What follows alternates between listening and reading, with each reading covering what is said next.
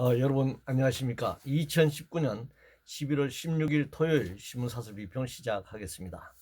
먼저 남북 문제입니다. 조선일보는 국제인권규범 위반 피의자로 몰린 대한민국이라는 제목의 사설에서 유엔 인권 최고대표 사무소가 두 사람이 고문과 처형을 당할 심각한 위험에 처한 것을 우려한다는 입장을 냈습니다.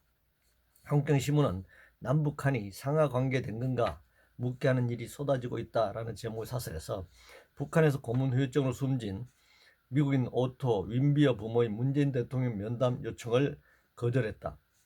금강산 문제, 북송 문제를 제기하고 있습니다. 매일경제신문은 북선은 추방, 유엔 결의 불참, 인권 부르짖던 정부 맞나? 라면서 문재인 정부를 비판하고 있습니다. 남북이 우호적인 관계일 때와 악화된 상태일 때 대응 방식이 달라져 왔습니다. 이번 북한선언 송환 문제도 현재의 남북 관계를 고려한 결정이긴 했으나 성급한 측면이 강하다고 생각합니다. 당사자 인권이나 국제법 절차를 무시해서는 안 되기 때문입니다. 물론 남북 관계를 고려할 때 북한 인권 문제를 거론하는 것은 쉬운 일은 아닙니다. 가능하면 국가 간에는 내정 간섭을 하지 않으려는 것이 관행이죠. 최근 홍콩 사태를 놓고 한국과 중국과의 관계를 고려해 정부 차원에서 침묵하고 있는 것입니다. 그 외에도 미얀마 등 동남아, 남미, 중동 등 여러 국가들에 벌어지고 있는 살상, 체포, 구금 등 인권 유린에 대해 일일이 대응하지 않는 이유이기도 합니다. 유엔 기구나 국제인권단체의 역할에 맡겨져 있는 상황입니다. 금융상품 관련해서 한국경신문은 사고 터지면 금융상품 판매 금지, 이럴 거면 금융감독은 왜 하나? 라면서 비판하고 있는데요.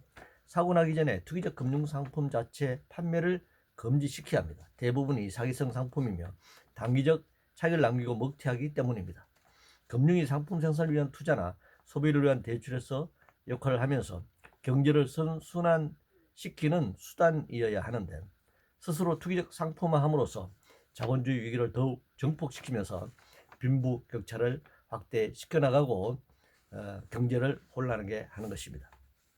지소미아 관련해서 중앙일보는 지소미아 연장하고 한미동맹 정상화하라라는 제목의 사설에서 에스포 전시 한일 정부 공유 중요하다. 북미사일 대응에 일본 정부 필수적이다. 북중의 당당한 안보 정책 세워야 한다. 이렇게 주장했네요. 조선일보는 도끼로 재활동 찍은 지소미아 배착이다. 이렇게 비판했습니다.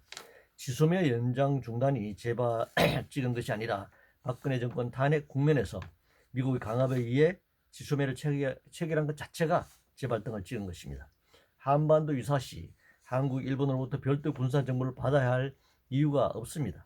한미연합사나 미국이 필요하면 언제든지 일본이 그 정보를 얻을 수가 있는 체제입니다. 지난 70여 년 동안 지소미아 없어서 무슨 일이 발생하기라도 했습니까? 지소미아는 군사정보에서 군사물자, 다음엔 한일 군사협정으로 나아가는 출발점입니다. 한국군이 일미 군사동맹의 하위 파트너가 될 것이고 일본 자위대 하위에 편제시키려 할 것입니다. 그리고 일본 자위대의 한반도 진출을 시도할 것입니다.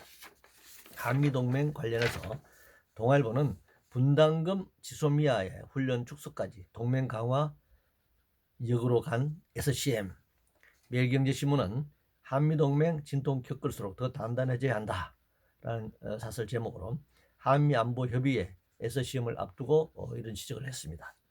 현재의 방위비 분담금도 소파 협정 위반인데 6배를 더 올려달라는 억지를 부리고 있습니다. 미국의 한일 간 지소미아를 연장하라는 압박을 가하는 것은 있을 수 없습니다. 한미 공군 훈련 중단이나 축소는 한미 동맹 약화와 무관하면 북미 협상을 위한 수위 조절일 뿐입니다. 합병 관련해서 매일경신문은 미중 디지털 패권에 맞선 이해진, 손정희 동맹을 주목한다 라는 사설을 내보냈네요. 다국적 기업과 초국적 금융 투기자본의 합종연행은 꼭 국가적 차원에서만 평가될 수 없습니다. 경우에 따라서는 세계화된 자본의 하위에 국가가 위치하는 그런 측면도 있습니다. 건강보험 관련해서 조선일보는 4조 적자 건보공단이 실현해가는 망조 사회주의라는 제목의 사설에서 건강보험공단이 직원들에게 개인 성과에 따라 차등 지급한 성과금 200여 원을 민노총 산하 노조가 다시 거둬들여 전체 직원에게 똑같이 재분배한 부분을 비판하고 있는데요. 성과별 차등이 의미가 없다는 것을 적나라하게 드러내고 있습니다. 성과급을 차별적으로 받는 노동자 스스로 차등 지급에 대한 객관적 기준이나 정당성이 없다는 것을 스스로 인정하고 실천한 것이죠.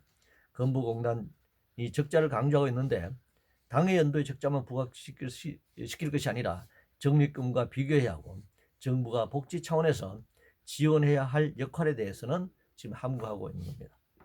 유해 환경과 건강 관련해서 동아일보는 비료공장 불법 비전, 장점 마을 비극, 다른 곳은 없는지 조사해야 한다라는 제목의 사설에서 전북 익산 장점 마을 주민 99명 중 22명이 암에 걸리고 그중 14명이 사망한 사건을 사설로 내보냈습니다. 조사는 철저히 해야겠지만 기본적으로 유해 환경이 불가피한 경우 주민들을 이주시켜야 합니다. 월성 원전의 나리 주민들이 방사능 피폭을 호소하면서 이주 대책을 촉구하는 것처럼 유해 환경에 인접한 주민들을 이주시키기 위한 법과 예산이 마련되어야 할 것입니다. 검찰개혁 관련해서 동아일보는 수사 단계마다 장관에 보고하면 중립성, 독립성 보장되겠나? 라고 비판하고 있는데요. 지금 조국 2라운드가 끝나지 않았다는 것을 보여주고 있습니다.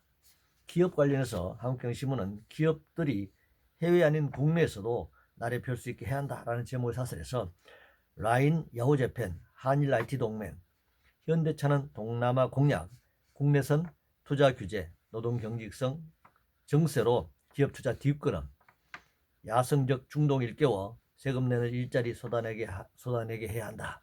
이렇게 지적하고 있습니다. 기업이 해외로 나가는 것은 국내에서 투자를 통해 이윤을 얻었다는 것을 의미합니다. 해외에 나가더라도 불확실성 때문에 국내 기업의 기반은 언제든지 국내일 수밖에 없습니다. 해외로 나간다거나 해외 이전 기업을 부각시키는 것은 규제 완화와 노동 환경과 노동자 임금을 억제를 위한 의도라고 할 수 있습니다. 이상으로 2019년 11월 16일 토요일 신문사설 비평을 모두 마치겠습니다.